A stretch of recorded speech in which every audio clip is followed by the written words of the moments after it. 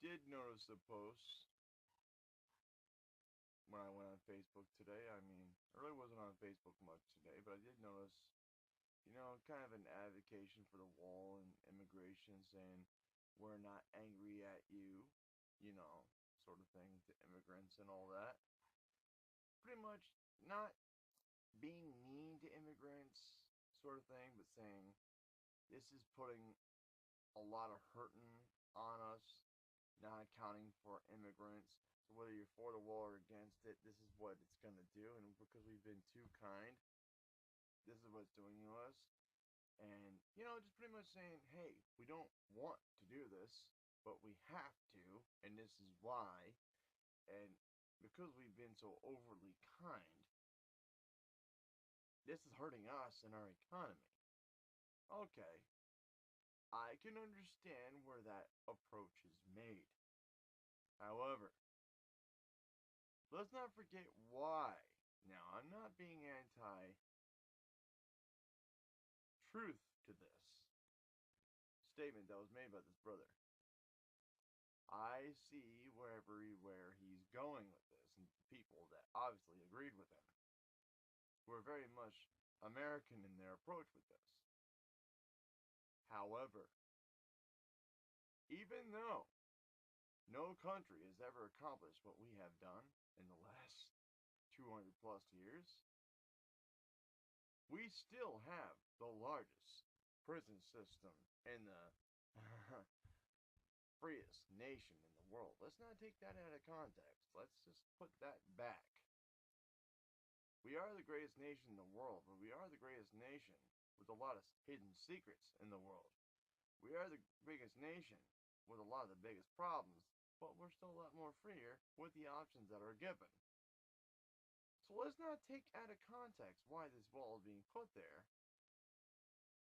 without the taxpayer dollars being placed there as well, because Mexico is not going to pay for it, regardless of what our president says. Now, with that all being said, just putting a little honesty on this, without being cruel and unusual and being punishing with words, I'm one who understands that the Vikings found this place. Without being all favorable to the series. My mom loves that series, by the way. I can't stand it personally. I watch it with her every so often. She loves the Vikings TV series. I personally like whatever. But I'm not a big TV person myself, but I'll watch it every so often with her.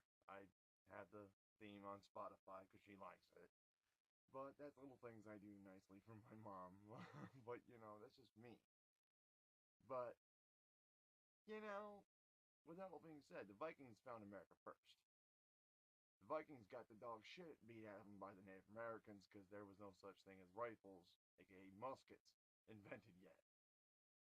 So, upon intruding, we'll just say, upon the Native Americans and making slavery, which did happen on both levels, and also creating Irish slaves, which isn't talked about among us in our schools now any more than it was in my generation. I graduated in 1999 in high school. I can tell you right now, we infiltrated the Native Americans, threw them on reservations, which are still the modern day FEMA regions. We built capitalism on the backs of blacks, and then everybody else, which started with blacks, because then everybody else, and Irish people as well, which were sold, from what I understand. Forgive me if I'm mistaken. If I'm wrong, I don't mind correction. Just don't troll me and be cruel. Say you're wrong and you get your facts straight. No, if I'm wrong, just be polite. But from what I understand, Irish slaves were worth less than blacks. They were called Irish, and the N word was thrown in with it. They were still the whole British Irish thing still brought to America then. But we don't hear about it much. You have to get on the internet and find out about it. We don't hear about why the Irish and the British hate each other that much. Except for maybe in Braveheart, and then maybe it's getting out more then, now more than it ever did in my youth. We see it in Johnny Depp movies, okay. We see it and some of the stories we see on TV about famous people on the History Channel. But with that all being said, Irish people were very hated, very abused,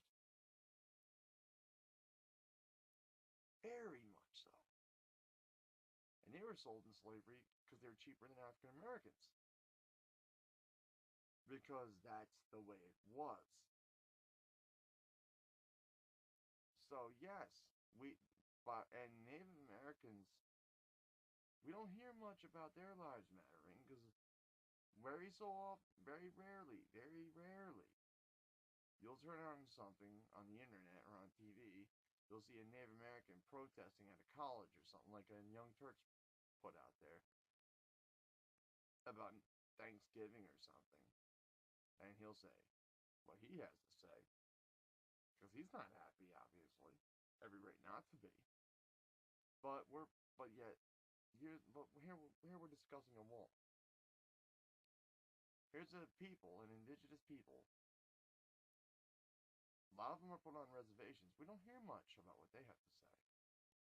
But we'll hear all lives matter, black lives matter, red and blue politics, wall, no wall.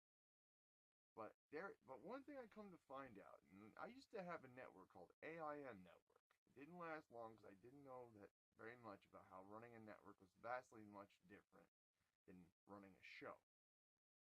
There was a lot of differences, and I just wasn't ready for my game back then. But I've come to find out that my AIN, Advanced Ideal Network, on Blog Talk Radio, there's a reason why the uppercase letter was allowed to be uppercase, but there's two little reasons why the lower cases were there, and I couldn't understand why. I come to find out that there is another AIN network on Blog Talk Radio called American Indian Network. I didn't even know who these people were. I didn't know they had a show on Blog Talk Radio. I didn't know there was anything out there on any kind of talk radio that discussed Native American issues anywhere. I'm eager to find out what they have to say about the wall and whether or not they feel it should be there or should not be there, or how they feel about Trump, period, because I haven't found out. Have you, any of you? I'm actually issuing a challenge for anyone to go on a research, go on Blog Talk Radio, look up AIN, American Indian Network, and find out what they are saying, because I'm actually issuing that challenge to the listener. I want you to send me a link so I can listen. Find out who's listening to my stuff. Send me back stuff to find out, okay, is this what they have to say? Because I'm interested in what they have to say, but I want to see how many people are interested on both levels. One, my interest. Two, are your interest on both? Do you care about equal level issues that affect every unilateral case, whether this world be round or flat? I don't care what that is. I just know we live in the same darn 50-state union country at the moment, and where we stand, whether obviously divided, where are we on this issue? And that's pretty much where I'm at right now. Where are we completely as far as the Native Americans stand? Because we don't see them much on the news. We see, whenever there's something to see, it's usually a black or white issue. I'm encouraging you, the listener, to go on Blog Talk Radio and look up American Indian Network right now. When I dish this out to you on YouTube and on Facebook, you go out there and search them out. And you tell me what you hear. Because right now, I'm leaving that. I'm issuing that challenge, y'all. Because right now, I heard them once. I thought they were good. I thought they were great. But right now, I'm issuing that out to everybody else. It's all about Black Lives Matter, all lives matter. No. Now it's, do we all matter? Are we truly united as one, divide by zero, if I can get that challenge out there? Because if you can do that, I'll believe you care about all the overall issues that affect everyone all over this country, let alone all around the world. If you can take that challenge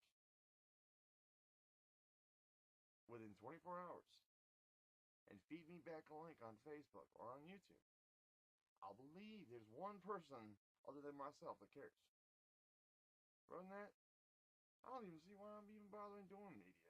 I don't see why I'm even bothering doing this. Because where I'm sitting right now, man, the world's full of shit. The world is whitewashed. And I'm bald-headed and white and hating everything about it. And it's nothing racist about it. The world is infested with white racist politics. And if I ain't a bald-headed white guy and can't call that out for what it is, racism unilaterally is not part of the solution. It's part of the problem. I know that. I'm constantly reminded of that to people that look at me and be like, oh, look at that Nazi. Motherfucker, you don't even know me, some of you that think that about me. And drive by and think that. Look, Nazi. Whatever, man. Do you even know my name? Some of you just drive by with your bullshit. I'm telling you, the labels we throw at people, the things that we say that we don't realize,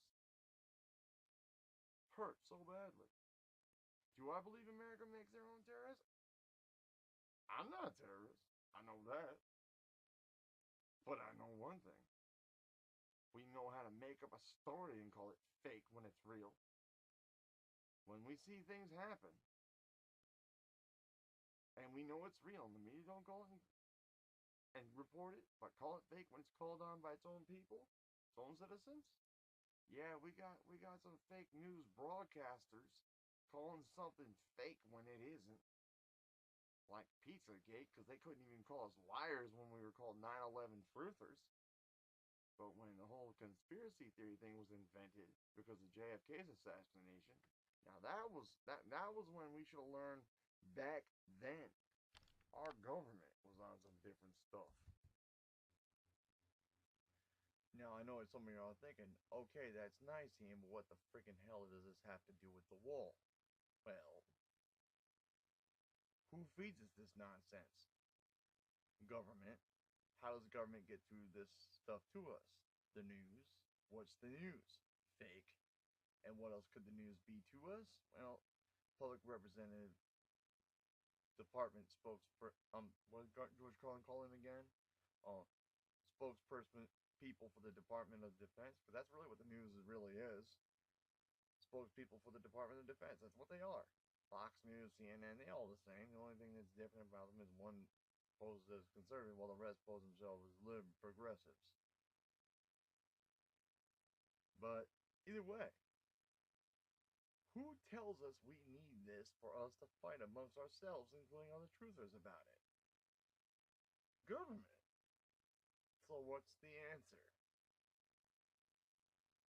That's a rhetorical question, I'm going to leave it with you. Who tells us we need a leader besides government, organized religion? Now there's a mad lib for you.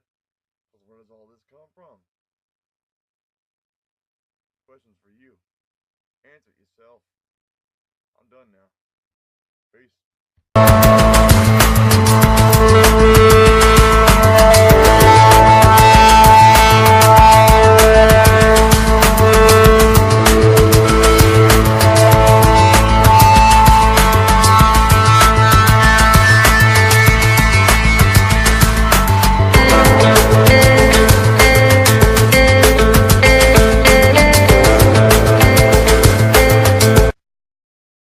Please like, share, and subscribe to my channel.